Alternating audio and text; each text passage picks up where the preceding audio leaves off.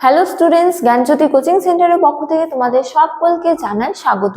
তো স্টুডেন্টস, আজকে আমি যে বিষয় নিয়ে তোমাদের সামনে চলে এসেছি সেটি তোমাদের গৌড়বঙ্গ ইউনিভার্সিটির অন্তর্গত ফার্স্ট সেমিস্টার মেজর হিস্ট্রির পেপার 2 এর খুব গুরুত্বপূর্ণ একটি টপিক। তো আলোচনা শুরু করার পূর্বে তোমাদের একটা ছোট্ট ইনফরমেশন দিয়ে রাখি যে তোমরা যারা আমাদের সাথে যুক্ত হতে চাইছো তারা উপরের এই দুটো নাম্বারের মধ্যে যে কোনো একটিতে যোগাযোগ করে আমাদের সাথে যুক্ত হতে পারো। চলো আর দেরি না করে আমরা আজকের আলোচনা শুরু করি। তো আজকের আলোচনার বিষয় হলো অষ্টাঙ্গিক মার্গ কি বা অষ্টাঙ্গিক মার্গ নিয়ে। তো এক্ষেত্রে বলা যায় যে খ্রিস্টপূর্ব 6ষ্ঠ শতকে যে একাধিক ধর্মমতের প্রবর্তন হয়েছিল তার মধ্যে অন্যতম গুরুত্বপূর্ণ একটি ধর্মমত ছিল বৌদ্ধ ধর্ম। তো বৌদ্ধ ধর্মের প্রবক্তা ছিলেন গৌতম বুদ্ধ।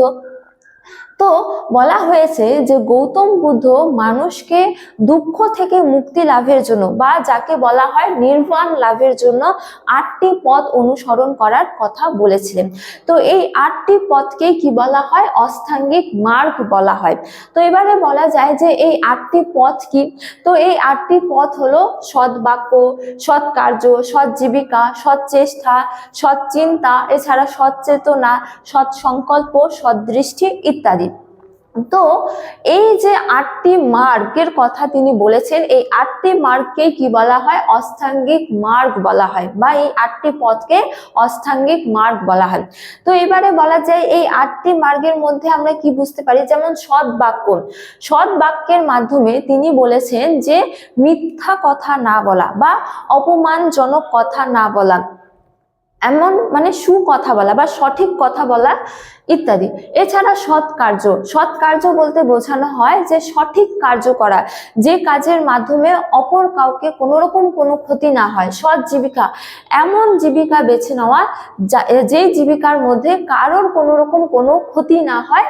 এছাড়া বলা হয়েছে যে সৎ চেষ্টা বা সঠিক চেষ্টা করা, সঠিক চিন্তা ভাবনা করা, হ্যাঁ, সঠিক চেতনা বা সৎ সংকল্পের মাধ্যমে বোঝা যায় যে সঠিক সংকল্প করা, যে কোনো ধরনেরই সংকল্প হোক না কেন, এছাড়া কি সঠিক দৃষ্টি ইত্যাদি।